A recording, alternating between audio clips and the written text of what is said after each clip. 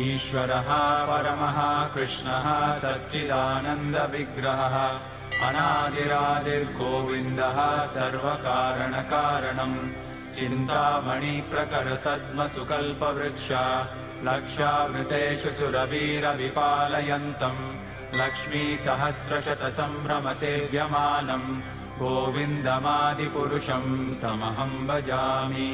वेणुं क्वणन्तमरविन्ददलायताक्षं बर्हावतं समसिताम्बुदसुन्दराङ्गं कन्दर्पकोटिकमनीयविशेषशोभं गोविन्दमादिपुरुषं तमहं भजामि।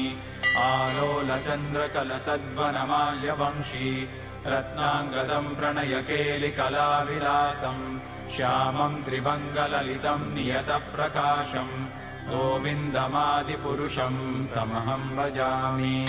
अङ्गानि यस्य सकलेन्द्रियवृत्तिमन्ति पश्यन्ति पान्ति कलयन्ति चिरं जगन्ति आनन्दचिन्मयसदुज्ज्वलविग्रहस्य गोविन्दमादिपुरुषं तमहं भजामि।